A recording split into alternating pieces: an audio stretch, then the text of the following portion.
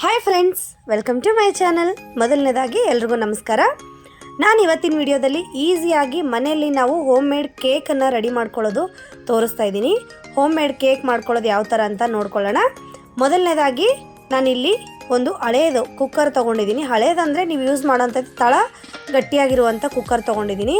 ಅದಕ್ಕೆ ನಾನಿಲ್ಲಿ ಉಪ್ಪು ಹಾಕ್ಕೊಳ್ತಾ ಇದ್ದೀನಿ. ಉಪ್ಪು ಅಥವಾ ಮರಳು, ನೀವು ಮರಳಿದ್ರೆ ಮರಳು ಕೂಡ ಹಾಕ್ಕೋಬೋದು, ಅಥವಾ ಉಪ್ಪಾದರೆ ಉಪ್ಪನ್ನು ಹಾಕ್ಕೊಂಡು ಈ ಥರ ತಳ ಸ್ವಲ್ಪ ಗಟ್ಟಿಯಾಗಿ ಮಂದವಾಗಿರುವಂಥ ಪಾತ್ರೆನ ತೊಗೊಂಡು, ಸ್ವಲ್ಪ ಅಗಲವಾಗಿರಬೇಕು, ಈ ಥರ ಪಾತ್ರೆ ತೊಗೊಂಡು ಅದರಲ್ಲಿ ಉಪ್ಪು ಹಾಕಿ ಈ ಥರ ಹರಡಿಬಿಟ್ಟು ಅದರೊಳಗಡೆ ನೀವು ಬೇಕಾದರೆ ಒಂದು ಸ್ಟ್ಯಾಂಡನ್ನು ಇಟ್ಕೋಬೇಕಾಗತ್ತೆ. ಬೇಕ್ ಮಾಡ್ಕೋಬೇಕಲ್ವ, ಬೇಕ್ ಮಾಡ್ಕೊಳ್ಳೋಕ್ಕೋಸ್ಕರ ಒಂದು ಸ್ಟ್ಯಾಂಡನ್ನು ಇಟ್ಕೋಬೇಕಾಗತ್ತೆ. ಇವಾಗ ನಾನಿಲ್ಲಿ ಒಂದು ಬೌಲ್ ತೊಗೊಂಡಿದ್ದೀನಿ, ದೊಡ್ಡದಾಗಿ ಒಂದು ಪಾತ್ರೆ ತೊಗೊಂಡಿದ್ದೀನಿ, ಹಾಗೆ ಚಿಕ್ಕದೊಂದು ಬೌಲ್ ತೊಗೊಂಡಿದ್ದೀನಿ. ಕೇಕ್ಗೆ ಬೇಕಾಗಿರುವಂಥ ಬ್ಯಾಟರ್ನ ರೆಡಿ ಮಾಡ್ಕೊಳ್ಳೋಣ. ಈ ಕೇಕ್ ಬ್ಯಾಟರ್ ರೆಡಿ ಮಾಡೋಷ್ಟೊತ್ತಿಗೆ ಕುಕ್ಕರ್ನ ಗ್ಯಾಸ್ ಆನ್ ಮಾಡಿಕೊಂಡು ಪ್ರೀ ಹೀಟ್ ಮಾಡ್ಕೋಬೇಕಾಗತ್ತೆ. ಒಂದು 10 ಮಿನಿಟ್ಸು ಪ್ರೀ ಹೀಟ್ ಮಾಡ್ಕೊಳ್ಳೋಣ. ಅದು ಹೀಟ್ ಆಗೋಷ್ಟೊತ್ತಿಗೆ, ಕುಕ್ಕರ್ ಬಿಸಿ ಆಗೋಷ್ಟರೊಳಗೆ ನಾವು ಕೇಕ್ಗೆ ಬೇಕಾಗಿರುವಂಥ ಬ್ಯಾಟರ್ನ ರೆಡಿ ಮಾಡ್ಕೊಳ್ಳೋಣ. ನಾನಿಲ್ಲಿ ಒಂದು ಬೌಲಷ್ಟು ಮೈದಾ ಹಿಟ್ಟನ್ನು ತೊಗೊಂಡಿದ್ದೀನಿ. ಮೈದಾ ಹಿಟ್ಟಿಗೆ ನಾನಿಲ್ಲಿ ಸ್ವಲ್ಪ ಎಣ್ಣೆನ ಹಾಕ್ಕೊಳ್ತಾ ಇದ್ದೀನಿ. ನೀವು ಎಣ್ಣೆ ಹಾಕ್ಕೊಳ್ಳೋದಾದರೆ ಫ್ಲೇವರ್ ಇಲ್ದಿರೋ ಅಂಥದ್ದು, ಯಾವುದೇ ರೀತಿ ಫ್ಲೇವರ್ ಇಲ್ದಿರೋ ಅಂಥ ಎಣ್ಣೆ, ಅಂದರೆ ಸ್ಮೆಲ್ ಇರಬಾರ್ದು ಎಣ್ಣೆಯಲ್ಲಿ. ನಾನು ಸನ್ಫ್ಲವರ್ ಆಯಿಲು ಯೂಸ್ ಮಾಡ್ತಾಯಿದ್ದೀನಿ. ಇವಾಗ ಒಂದು ಅರ್ಧ ಬೌಲ್ಗೆ ನಾನು ಕೇಕ್ ರೆಡಿ ಮಾಡ್ಕೊಳ್ತಾ ಇದ್ದೀನಿ. ಒಂದು ಅರ್ಧ ಬೌಲಷ್ಟು ಮೈದಾ ತೊಗೊಂಡಿದ್ದೀನಿ. ನೀವು ಮೈದಾ ಹಿಟ್ಟಿನ ಜಾಗದಲ್ಲಿ ಗೋಧಿ ಹಿಟ್ಟನ್ನು ಕೂಡ ತೊಗೋಬೋದು. ಹಾಗೆ ಸ್ವಲ್ಪ ಎಣ್ಣೆ ಹಾಕ್ಕೊಳ್ತಾ ಇದ್ದೀನಿ. ಒಂದು 2 ಟೇಬಲ್ ಸ್ಪೂನಷ್ಟು ಎಣ್ಣೆನ ಹಾಕ್ಕೊಳ್ತಾ ಇದ್ದೀನಿ. ಹಾಗೆ ಮೊದಲಿಗೆ ಸ್ವಲ್ಪ ಹಾಲು ಹಾಕ್ಬಿಟ್ಟು ನಾನು ಮಿಕ್ಸ್ ಮಾಡ್ಕೊಳ್ತಾ ಇದ್ದೀನಿ. ಈ ಹಾಲಿನ ಜಾಗದಲ್ಲಿ ಬೇಕಾದರೆ ನೀವು ಮೊಸರನ್ನು ಕೂಡ ಯೂಸ್ ಮಾಡ್ಬೋದು. ಹಾಗೆ ನಂತರ ಇಲ್ಲಿ ಬೇಕಿಂಗ್ ಸೋಡಾ, ಬೇಕಿಂಗ್ ಪೌಡರ್ ಎರಡನ್ನೂ ತೋರಿಸ್ತಾ ಇದ್ದೀನಿ.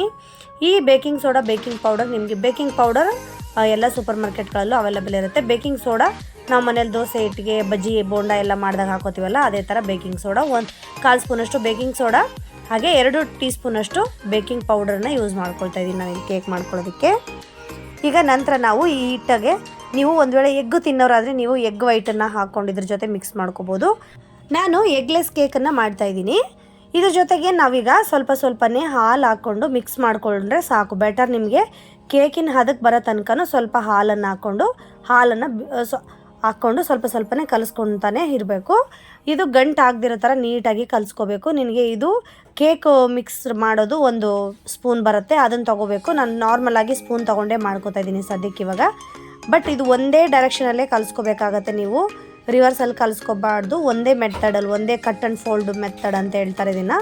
ಈ ಥರ ಹೇಳಿಬಿಟ್ಟೆ ನೀವು ಕಲಿಸ್ಕೋಬೇಕಾಗತ್ತೆ. ಒಂದೇ ಸರಿನೇ ಒಂದೇ ಡೈರೆಕ್ಷನಲ್ಲಿ ಕಲಿಸ್ಕೋಬೇಕಾಗತ್ತೆ. ನಂತರ ನಾನಿಲ್ಲಿ ಶುಗರ್ ಪೌಡ್ರನ್ನು ಯೂಸ್ ಮಾಡ್ಕೋತಾ ಇದ್ದೀನಿ. ಶುಗರು ಪುಡಿ ಮಾಡಿರೋ ಸಕ್ಕರೆ, ಅಂದರೆ ಮಿಕ್ಸಿಗೆ ಹಾಕಿ ಪುಡಿ ಮಾಡಿ ಇಟ್ಕೊಂಡಿರುವಂಥ ಸಕ್ಕರೆನ ಹಾಕ್ಕೊಳ್ತಾ ಇದ್ದೀನಿ. ಸೊ ಇವಾಗ ಇದನ್ನು ಕೂಡ ಅಷ್ಟೇ ಚೆನ್ನಾಗಿ ಮಿಕ್ಸ್ ಮಾಡಿಕೊಂಡು, ಎಷ್ಟು ಬೇಕೋ ಅಷ್ಟು ಹಾಲು ಹಾಕ್ಕೊಂಡು ಕಲಿಸ್ಕೊಂಡ್ರೆ, ಶುಗರ್ ಪೌಡ್ರ್ ಹಾಕ್ಕೊಂಡಿದ್ದ ತಕ್ಷಣ ಸ್ವಲ್ಪನೇ ನೀರು ಬಿಟ್ಕೊಳಕ್ಕೆ ಸ್ಟಾರ್ಟ್ ಆಗುತ್ತೆ. ನಂತರ ಇದನ್ನು ಗಂಟುಗಳಿಲ್ದಿರೋ ಥರ ಚೆನ್ನಾಗಿ ನೀವು ಕಲಿಸ್ಕೋಬೇಕಾಗತ್ತೆ. ಈ ಥರ ಮಿಕ್ಸರ್, ಕೇಕ್ ಮಿಕ್ಸರ್ ಈ ಥರ ಇರಬೇಕಾಗತ್ತೆ.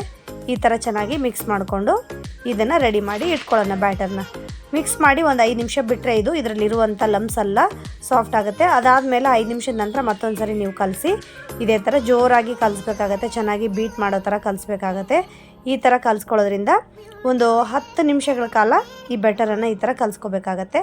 ಹಾಗೆ ನಾನಿಲ್ಲಿ ಯೂಸ್ ಮಾಡ್ತಾ ಇರುವಂಥ ಹಾಲು ಬಂದುಬಿಟ್ಟು ಕಾಯಿಸಿ ತಣ್ಣಗೆ ಮಾಡ್ಕೊಂಡಿರುವಂಥ ಹಾಲು, ರೂಮ್ ಟೆಂಪ್ರೇಚರ್ಗಿರುವಂಥ ಹಾಲು, ತುಂಬ ಕೋಲ್ಡಾಗಿರೋ ಹಾಲು ಅಲ್ಲ, ತುಂಬ ತಣ್ಣಗಾಗಿರೋ ಹಾಲು ಅಲ್ಲ. ಹಾಗೆ ನಾನು ಚಾಕ್ಲೇಟ್ ವೆನಿಲಾ ಫ್ಲೇವರ್ದು ಕಲರು ಎಸೆನ್ಸ್ ಹಾಕ್ತಾಯಿದ್ದೀನಿ ಕೇಕ್ ಜೊತೆಗೆ. ಈ ಎಸೆನ್ಸು ಅಷ್ಟೇ 1-1.5 ಸ್ಪೂನಷ್ಟು ಹಾಕ್ಕೊಳ್ಳೋಣ. ಇದು ಚಾಕ್ಲೇಟ್ ಫ್ಲೇವರು ಕೊಡುತ್ತೆ, ಹಾಗೆ ಚಾಕ್ಲೇಟ್ಗೆ ಕಲರ್ ಕೂಡ, ಚಾಕ್ಲೇಟ್ ಹಾಗೆ ವೆನಿಲಾ ಫ್ಲೇವರ್ ಕೊಡುತ್ತೆ. ಹಾಗೆ ಕೇಕ್ಗೂ ಒಳ್ಳೆ ಡಾರ್ಕ್ ಕಲರ್ ಕೂಡ ಬರುತ್ತೆ. ಹಾಗಾಗಿ ಈ ಎಸೆನ್ಸನ್ನು ಯೂಸ್ ಮಾಡ್ತಾಯಿದ್ದೀನಿ. ನೀವು ಈ ಎಸೆನ್ಸ್ ಯೂಸ್ ಮಾಡೋರು ಇಷ್ಟ ಇಲ್ಲ ಅಂದರೆ ಬಿಟ್ಬಿಡಿ. ಬೇಕಾದರೆ ನೀವು ಡಾರ್ಕ್ ಚಾಕ್ಲೇಟ್ ಏನಾದ್ರು ಇದ್ದರೆ ನೀವು ಅದನ್ನು ಮೆಲ್ಟ್ ಮಾಡಿಕೊಂಡು ಕೂಡ ನೀವು ಈ ಕೇಕ್ ಮಿಕ್ಸರ್ಗೆ ರೆಡಿ ಮಾಡ್ಕೋಬೋದು, ನೀವು ಮಿಕ್ಸ್ ಮಾಡ್ಕೋಬೋದು. ಸೊ ಇವಾಗ ಬ್ಯಾಟರ್ನ ಇನ್ನೊಂದು ಕೇಕ್ ಬ್ಯಾಟರ್ನ ಚೆನ್ನಾಗಿ ಬೀಟ್ ಮಾಡ್ಕೊಳ್ಳೋಣ. ಚೆನ್ನಾಗಿ ಕಲಿಸ್ಕೋಬೇಕಾಗತ್ತೆ. ನೀವು ಎಷ್ಟು ಚೆನ್ನಾಗಿ ಕೇಕ್ ಬ್ಯಾಟರನ್ನು ಕಲಿಸ್ಕೋತಿರೋ, ಈ ಕೇಕಿಗೆ ಮಿಕ್ಸ್ ಮಾಡಿರೋ ಮಿಶ್ರಣವನ್ನು ಎಷ್ಟು ಚೆನ್ನಾಗಿ ನೀವು ಕಲಿಸ್ಕೋತಿರೋ ಅಷ್ಟೇ ಚೆನ್ನಾಗಿ ನಿಮಗೆ ಕೇಕು ಫ್ಲಫಿಯಾಗಿ ಬರುತ್ತೆ. ಸೊ ಇವಾಗ ಇಲ್ಲಿ ನೋಡ್ತಾ ಇದ್ದೀರಾ, ಕೇಕ್ ಬ್ಯಾಟರ್ದು ಕನ್ಸಿಸ್ಟೆನ್ಸಿ ಈ ಥರ ಇರಬೇಕಾಗತ್ತೆ. ಕಾಣಿಸ್ತಾ ಇದೆಯಲ್ವಾ ವಿಡಿಯೋದಲ್ಲಿ? ಸೊ ಈ ಥರ ಎಲ್ಲನೂ ನೀಟಾಗಿ ರೆಡಿ ಮಾಡ್ಕೊಳ್ಳಿ.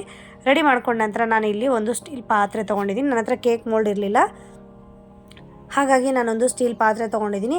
ಆ ಪಾತ್ರೆಗೆ ಸ್ವಲ್ಪ ಎಣ್ಣೆ ಸವರಿ ಇಟ್ಕೊಂಡಿದ್ದೀನಿ. ಎಣ್ಣೆ ಸವರ್ಬಿಟ್ಟು ಸ್ವಲ್ಪ ಮೈದಾ ಹಿಟ್ಟು ಹಾಕ್ಕೊಂಡು ಡಸ್ಟ್ ಮಾಡಿಬಿಟ್ಟು ಪಾತ್ರೆನ ಪಕ್ಕಕ್ಕೆ ಇಟ್ಕೊಂಡಿದ್ದೆ.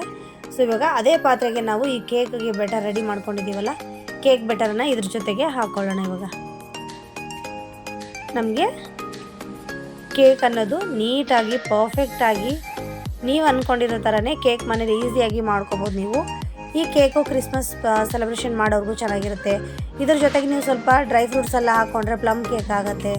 ಇದ್ರ ಜೊತೆ ಡ್ರೈ ಫ್ರೂಟ್ ಬೇಕನ್ನೋರಾದರೆ ನೀವು ಈ ಸ್ಟೇಜಲ್ಲಿ ಡ್ರೈ ಫ್ರೂಟ್ಸನ್ನು ಕೂಡ ಎಲ್ಲ ಹಾಕ್ಕೊಂಡು ಮಿಕ್ಸ್ ಮಾಡ್ಕೋಬೋದು. ಇವಾಗ ನಾವು ರೆಡಿ ಮಾಡ್ಕೊಂಡಿರುವಂಥ ಕೇಕ್ ಬ್ಯಾಟರ್ನೆಲ್ಲನೂ ಈ ಪಾತ್ರೆಗೆ ಹಾಕ್ಕೊಂಡಿದ್ದೀವಿ. ಎಣ್ಣೆ ಹಚ್ಬಿಟ್ಟು ನಾವು ಏನು ಮೈದಾ ಹಿಟ್ಟನ್ನು ಉದುರಿಸ್ಕೊಂಡು ಪಾತ್ರೆಗೆಲ್ಲ ಸುತ್ತಲೂ ಡಸ್ಟ್ ಮಾಡ್ಕೊಂಡು ಇಟ್ಕೊಂಡಿದ್ವೋ ಆ ಪಾತ್ರೆಗೆ ನಾನೀಗ ಹಾಕ್ಕೊಂಡು ಈ ಥರ ಒಂದು 2-3 ಸರಿ ನೀವು ನೆಲಕ್ಕೆ ನೀಟಾಗಿ ಟ್ಯಾಪ್ ಮಾಡಿ. ಆಗ ಏರ್ ಬಬಲ್ಸ್ ಅನ್ನೋದೆಲ್ಲ ಬರ್ದಿರೋ ಹಾಗೆ ಪಾತ್ರೆಗೆ ಸುತ್ತಲೂ ನೀಟಾಗಿ ಕೇಕ್ ಬ್ಯಾಟರು ಅಂಟ್ಕೊಳ್ಳುತ್ತೆ. ನಿಮಗೆ ಕೇಕ್ ಮಾಡೋವಾಗ ಈಸಿಯಾಗಿ ಚೆನ್ನಾಗಿ ಬರುತ್ತೆ ಕೇಕು. ಇವಾಗ ಒಂದು 10 ನಿಮಿಷದ ನಂತರ ಕುಕ್ಕರು ಚೆನ್ನಾಗಿ ಹೀಟಾಗಿದೆ. ಪ್ರೀ ಹೀಟ್ ಮಾಡ್ಕೋಬೇಕಾಗತ್ತೆ ಅಂತ ಹೇಳಿದ್ನಲ್ವ, ಈ ಥರ ಚೆನ್ನಾಗಿ ಹೀಟಾಗಿದೆ ಕುಕ್ಕರು. ಸೊ ಇಲ್ಲಿ ಕಾಣಿಸ್ತಿದೆ ನಿಮಗೆ, ನಾನು ಉಪ್ಪು ಹಾಕ್ಕೊಂಡು ಒಂದು ಸ್ಟ್ಯಾಂಡ್ ಹಾಕ್ಕೊಂಡಿದ್ದೀನಿ ಅದರೊಳಗಡೆ. ಸೊ ಆ ಥರ ಹಾಕ್ಕೊಳ್ಳೋದ್ರಿಂದ ನಿಮಗೆ ಕೇಕು ತಳ ಅಂಟೋದಿಲ್ಲ, ಹಾಗಾಗಿ ಆ ಥರ ಹಾಕ್ಕೊಂಡಿದ್ದೀನಿ. ಸೊ ಇವಾಗ ಮಧ್ಯದಲ್ಲಿ ಪಾತ್ರೆನ ಕರೆಕ್ಟಾಗಿ ನೋಡಿಕೊಂಡು ಸೆಂಟ್ರಿಗೆ ಇಟ್ಕೊಂಬಿಡಿ. ಸೆಂಟ್ರಿಗೆ ಇಟ್ಕೊಂಡ್ರೆ ನಿಮಗೆ ಕೇಕ್ ಅನ್ನೋದು ಪರ್ಫೆಕ್ಟಾಗಿ ಉರಿ ಚೆನ್ನಾಗಿ ತಗಲಬೇಕು. ಸೊ ನೀವು ವಿಸಿಲ್ ತೆಗೆದ್ಬಿಟ್ಟು ಇವಾಗ ಈ ಥರ ವಿತೌಟ್ ಪ್ರೆಷರು ಕುಕ್ಕರ್ನ ಲಿಡ್ಡನ್ನು ಕ್ಲೋಸ್ ಮಾಡಿ ನೀವು. ಸೊ ನಾನು ತೊಗೊಂಡಿರೋ ಕುಕ್ಕರ್ ನಂದಿಲ್ದು ಹಳೆಯ ಕುಕ್ಕರು, ಹಾಗಾಗಿ ಈ ಥರ ಕಾಣಿಸ್ತಾ ಇದೆ. ಯೂಸ್ ಮಾಡಿಲ್ಲ ನಾನು ಕುಕ್ಕರು, ಇದಕ್ಕೋಸ್ಕರನೇ ಯೂಸ್ ಮಾಡ್ತೀನಿ ಕೇಕ್ಗಳಿಗೆಲ್ಲ. ನನಗೆ ಒಂದು 20-25 ನಿಮಿಷ ನನಗೆ ಕೇಕು ಬೇಕಾಗಲಿಕ್ಕೆ ಟೈಮ್ ಆಯಿತು. ಸೊ ಹಾಗಾಗಿ ನಾನು ಇದನ್ನು ಹಾಗೆ ಒಂದು 20-25 ನಿಮಿಷಗಳ ಕಾಲ ನಾನು ಬೇಕ್ ಮಾಡ್ಕೊಳ್ಳೋಕ್ಕೆ ಬೇಕಾಯಿತು ಟೈಮ್ ನನಗೆ. ಸೊ ಇದರಿಂದ ಆಚೆ ತೆಗೆಯೋದಕ್ಕೆ ಟ್ರೈ ಮಾಡ್ತಾಯಿದ್ದೀನಿ, ಇದರಲ್ಲಿ ಬರ್ತಾ ಇಲ್ಲ ನನಗೆ. ನಾನೊಂದು ಬಟ್ಟೆ ಹಿಡ್ಕೊಂಡು ಫೈನಲಾಗಿ ಆಚೆನ ತಕ್ಕೊಂಡಿದ್ದೀನಿ. ಸೊ ಇವಾಗ ನಿಮಗೆ ಈ ಕೇಕ್ ತೋರಿಸ್ತಾ ಇದ್ದೀನಿ. ಕೇಕ್ ನೋಡಿ ಎಷ್ಟು ಚೆನ್ನಾಗಿ ಬಂದಿದೆ ಅಂತ. ಸುತ್ತಲೂ ಒಂದು ಚಾಕು ತೊಗೊಂಡು ಬಿಡಿಸ್ಕೊಂಬಿಡೋಣ. ಕೇಕನ್ನು ಇವಾಗ ತೆಗೆದು ನೋಡೋಣ. ಚೆನ್ನಾಗಿ ಓಪನ್ ಆಗಿದೆ ನೀಟಾಗಿ, ಎಷ್ಟು ಚೆನ್ನಾಗಿ ಬಂದಿದೆ ನೋಡ್ತಾ ಇದ್ದೀರಲ್ಲ. ಕಲರ್ ಕೂಡ ಅಷ್ಟೇ ತುಂಬ ಚೆನ್ನಾಗಿ ಬಂದಿದೆ. ಬಟ್ ಇದಿನ್ನೂ ಬೇಯಬೇಕು ಅಂತ ಅನಿಸಿದ್ರೆ ಇನ್ನೊಂದು 2 ರೌಂಡು ಬೇಯಿಸೋಣ ಬೇಕಾದ್ರೆ, ಆಮೇಲೆ ಬೇಕ್ ಮಾಡ್ಕೊಳ್ಳೋಣ. ಬೇಯಿಸೋದೆಲ್ಲ ಬೇಕ್ ಮಾಡ್ಕೋಬೇಕಾಗತ್ತೆ. ಸೊ ಕೇಕ್ ಅನ್ನೋದು ಪರ್ಫೆಕ್ಟಾಗಿ ಬಂದಿದೆ. ಸೊ ಈ ಹಿಟ್ಟಿನ ಬದಲಾಗಿ ನಾನಿಲ್ಲಿ ಮೈದಾ ಯೂಸ್ ಮಾಡಿದ್ದೀನಿ. ನಿಮ್ಗೊಂದು ವೇಳೆ ಮೈದಾ ಬೇಡ ಅಂತ ಅನ್ನೋದಾದರೆ ಮೈದಾ ಹಿಟ್ಟಿನ ಬದಲಾಗೂ ಕೂಡ ನೀವು ಗೋಧಿ ಹಿಟ್ಟನ್ನು ಕೂಡ ಯೂಸ್ ಮಾಡ್ಬೋದು. ಸೊ ಒಳಗಡೆ ಸೈಡು ಈ ಥರ ತಿರುಗಾಕಿದೆ, ಮೇಲೆ ಒಂದು ಸಾರಿ ತಿರುಗಾಕೋಣ ಅಂದ್ಬಿಟ್ಟು ಕಟ್ ಮಾಡೋ ಟೈಮಲ್ಲಿ ತಿರುಗಿಸ್ಬಿಟ್ಟು ಕಟ್ ಮಾಡೋಣ ಅಂದ್ಕೊಂಡೆ, ಹಾಗಾಗಿ ತಿರುಗಿಸಿದ ತಕ್ಷಣ ಈ ಥರ ಕಾಣಿಸ್ತಾ ಇದೆ ನಿಮಗಿದು. ಸೊ ಕೇಕ್ ಅನ್ನೋದು ನೋಡ್ತಾ ಇದ್ದೀರ ನೀವು ಇಲ್ಲಿ. ಕೇಕ್ ಅನ್ನೋದು 100% ಬೇಕರಿಗಳಲ್ಲಿ ಬನಾನಾ ಕೇಕೆಲ್ಲ ಸಿಗುತ್ತಲ್ವ ನಮಗೆ ನಾರ್ಮಲಾಗಿ, ಅದೇ ಥರನೇ ಕೇಕ್ ಅನ್ನೋದು ರೆಡಿ ಆಯಿತು ಫ್ರೆಂಡ್ಸ್. ಸೊ ಫ್ರೆಂಡ್ಸ್ ನೋಡಿದ್ರಲ್ವ, ಇವತ್ತಿನ ವಿಡಿಯೋ ಇದಾಗಿತ್ತು. ಈ ವಿಡಿಯೋ ನಿಮ್ಗೆ ಇಷ್ಟ ಆದರೆ ತಪ್ಪದೇ ಒಂದು ಲೈಕ್ ಮಾಡಿ ಆ್ಯಂಡ್ ಶೇರ್ ಮಾಡಿ. ಇದುವರೆಗೂ ಯಾರೆಲ್ಲ ನನ್ನ ಚಾನಲ್ಗೆ ಸಬ್ಸ್ಕ್ರೈಬ್ ಮಾಡ್ಕೊಂಡಿಲ್ವೋ ಅವರೆಲ್ಲ ದಯವಿಟ್ಟು ಸಬ್ಸ್ಕ್ರೈಬ್ ಮಾಡ್ಕೊಳ್ಳಿ. ಮತ್ತಷ್ಟು ಹೊಸ ವಿಡಿಯೋಗಳನ್ನು ಪೋಸ್ಟ್ ಮಾಡ್ತೀನಿ ಫ್ರೆಂಡ್ಸ್.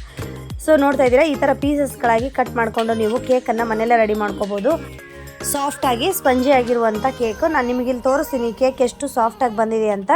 ನೀವು ನೋಡ್ತಾ ಇದ್ದೀರಾ, ಅಲ್ಲಿ ಪೀಸ್ಗಳು ಎಷ್ಟು ಬೇಕೋ ಅಷ್ಟು ಯಾವ ಸೈಜಿಗೆ ಬೇಕೋ ಆ ಸೈಜ್ಗೆ ನೀವು ಪೀಸಸ್ ಆಗಿ ಕಟ್ ಮಾಡ್ಕೊಂಡು ಇಟ್ಕೊಂಡ್ರೆ ಮನೆಯಲ್ಲಿ 1 ವಾರ ತನಕ ಕೂಡ ನೀವು ಈ ಕೇಕನ್ನು ನೀವು ಸ್ಟಾಕ್ ಮಾಡಿ ಇಟ್ಕೋಬೋದು. ಈ ಕೇಕನ್ನು ನೀವು ಫ್ರಿಜ್ಜಲ್ಲಿ ಇಡುವಂಥ ಅವಶ್ಯಕತೆ ಇಲ್ಲ, ಯಾಕಂದರೆ ಇದರಲ್ಲಿ ನಾವು ಹೊರಗಡೆಯಿಂದ ತಂದಿರುವಂಥ ಯಾವುದೇ ರೀತಿಯಾದಂಥ ನಾವು ಕೆಮಿಕಲ್ ಆಗಿರ್ಬೋದು, ಕ್ರೀಮ್ಗಳಾಗಿರ್ಬೋದು, ಕಲರ್ ಆಗಿರ್ಬೋದು ಏನು ನಾವು ಇದರಲ್ಲಿ ಯೂಸ್ ಮಾಡ್ತಾ ಇಲ್ಲ. ಕೇಕಿಗೆ ಏನೇನೆಲ್ಲ ಹಾಕ್ತಾರೆ ಗೊತ್ತಲ್ವ, ಹೊರಗಡೆ ಕಲರು ಕ್ರೀಮ್ಗಳೆಲ್ಲ ಹಾಕಿ ಆ ಕ್ರೀಮ್ಗಳಿಂದ ಮಕ್ಕಳಿಗೆಲ್ಲ ಫುಡ್ ಪಾಯ್ಸನ್ ಆಗೋ ಚಾನ್ಸಸ್ ತುಂಬ ಇರುತ್ತೆ. ಔಟ್ಸೈಡಿಂದ ಕೇಕ್ ತರೋದನ್ನು ಕಡಿಮೆ ಮಾಡಿ ಈ ಥರ ಮನೆಯಲ್ಲಿ ನೀವು ಸ್ವಲ್ಪ ಟೈಮ್ ಕೊಟ್ಕೊಂಡು ಕೇಕ್ ಮಾಡಿಕೊಂಡ್ರೆ ಬೇಕಾಗಿರೋಷ್ಟು ಕೇಕು ಮನೆಯಲ್ಲೇ ರೆಡಿ ಆಗುತ್ತೆ. So thank you so much friends. ಎಲ್ರಿಗೂ keep watching Veda Chanduji channel.